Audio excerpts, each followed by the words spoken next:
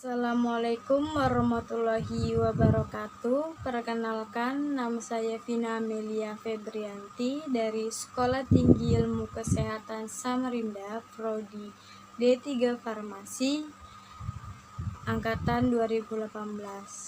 Dalam video kali ini, saya akan membahas materi tentang karya tulis ilmiah. Sekarang kita masuk ke bagian pengertian dari karya tulis ilmiah. Karya tulis ilmiah adalah sebuah tulisan yang berisi tentang serangkaian hasil pemikiran seseorang. Karya tulis ilmiah biasanya diuraikan dalam bentuk laporan tertulis yang isinya memaparkan hasil penelitian atau pengkajian yang telah dilakukan oleh seseorang atau sebuah tim sesuai ketentuan yang berlaku. Karya tulis ilmiah berisi fakta di mana fakta tersebut selain dapat dibuktikan kebenarannya, dapat juga dijadikan sebagai dasar pembuatan simpulan. Setelah pengertian, itu ada ciri-ciri dan tujuan dari karya tulis ilmiah. Yang pertama, ciri-ciri karya tulis ilmiah. Karya tulis ilmiah mempunyai ciri-ciri yang pertama. Bahasa yang digunakan dalam karya tulis ilmiah adalah bahasa baku yang tercermin dari pilihan kata atau istilah dan kalimat-kalimat yang efektif dengan struktur yang baku. Yang kedua, sikap penulis dalam karya tulis ilmiah adalah objektif, yang disampaikan dengan menggunakan gaya bahasa informal, terus dengan banyak menggunakan bentuk pasif tanpa menggunakan kata ganti orang pertama atau kedua. Yang ketiga, struktur sajian karya tulis ilmiah sangat ketat, biasanya terdiri atas bagian awal atau pendahuluan, bagian inti atau pokok pembahasan, dan bagian penutup. Yang keempat, komponen karya tulis ilmiah bervariasi sesuai dengan jenisnya. Namun, semua karya tulis ilmiah mengandung pendahuluan, bagian inti, penutup, dan daftar pustaka. Artikel ilmiah yang dimuat dalam jurnal mempersyaratkan adanya abstrak. Terus itu kita masuk ke tujuan penulisan karya tulis ilmiah.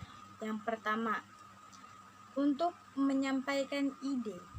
Maksudnya, pokok permasalahan yang ada agar lebih mudah dipahami oleh pembaca, maka penulis karya tulis ilmiah membuat dalam bentuk karya tulis ilmiah tersebut.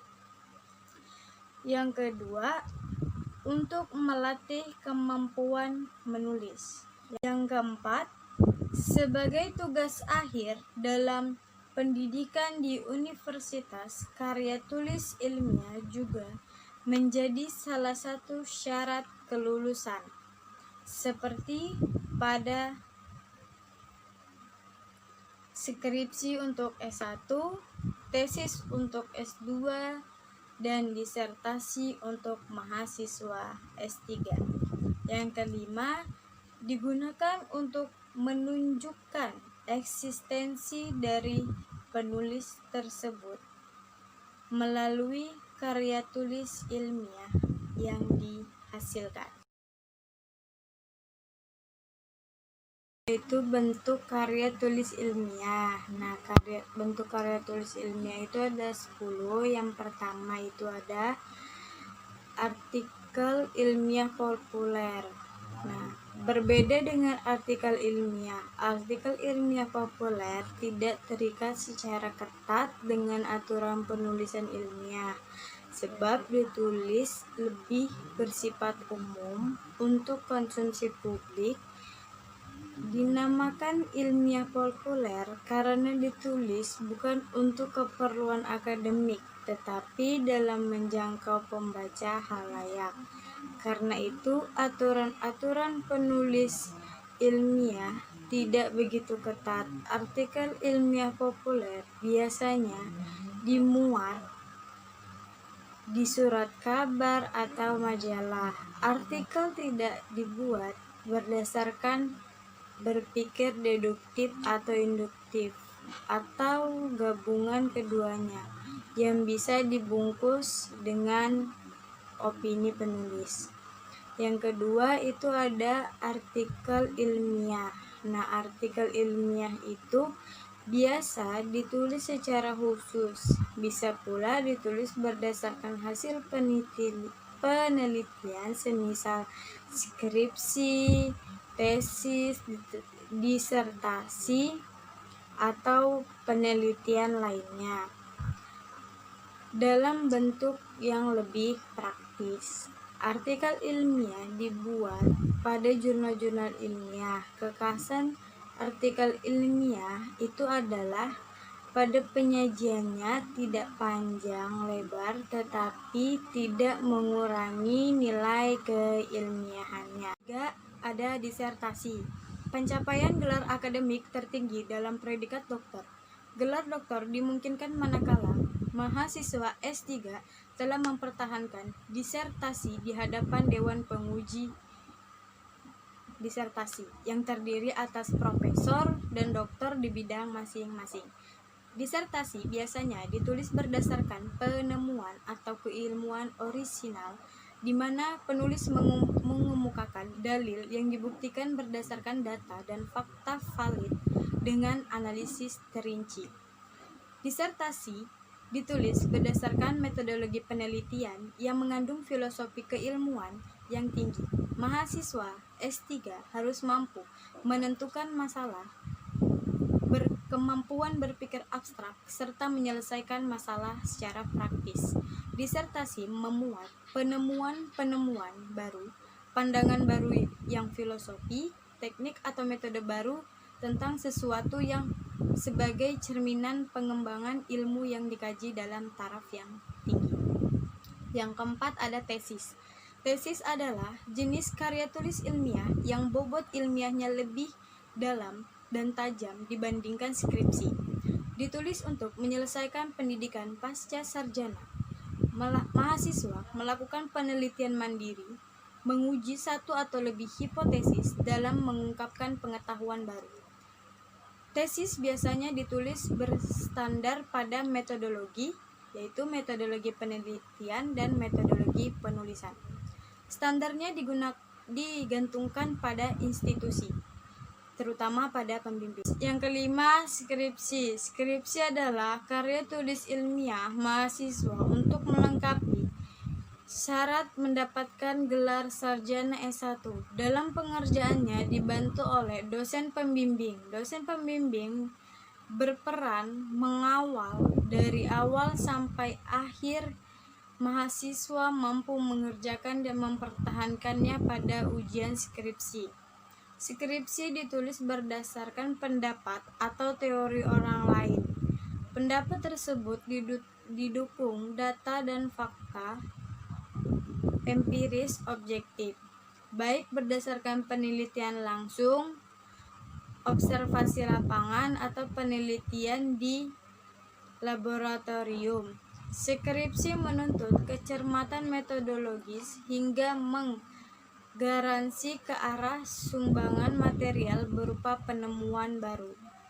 Yang keenam ada kertas kerja. Kertas kerja pada prinsipnya sama dengan makalah. Kertas kerja dibuat dengan analisis lebih dalam dan tajam. Kertas kerja ditulis untuk dipresentasikan pada seminar atau lokakarya yang biasanya dihadiri oleh ilmuwan pada perhelatan ilmiah tersebut. Kertas kerja dijadikan acuan untuk tujuan tertentu. Bisa jadi kertas kerja dimentahkan karena lemah, baik dari sudut analisis rasional, empiris, ketepatan masalah, analisis, kesimpulan, atau kemanfaatannya. Yang ketujuh itu ada makalah. Makalah dalam tradisi akademik adalah karya ilmuwan atau mahasiswa yang sifatnya paling soft dari jenis karya tulis ilmiah lainnya, sekalipun bobot akademik atau bahasan keilmuannya ada kalanya lebih tinggi. Misalnya makalah yang dibuat oleh ilmuwan dibandingkan dengan skripsi mahasiswa. Merupakan karya tulis ilmiah yang berisi hasil penimbangan, pengulasan, atau penilaian sebuah buku yang disajikan kepada pembaca melalui surat kabar, majalah, jurnal untuk memberikan pertimbangan dan penilaian secara objektif sehingga masyarakat mengetahui apakah buku yang diulas patut dibaca atau tidak. Yang ke-9 itu ada esai. Esai atau karya tulis yang relatif pendek dan membahas suatu objek masalah dari sudut pandang penulisannya. Opini penulis berperan sentral dalam sebuah esai. Yang ke-10 ada kritik. Kritik yaitu karya tulis ilmiah yang berisikan penilaian baik buruknya suatu karya objektif, tidak hanya untuk mencari kesalahan atau catat suatu karya, tetapi juga menampilkan kelebihan atau keunggulan karya tulis ilmiah itu seperti apa adanya. Sekian video kali ini, semoga bermanfaat buat kita semua.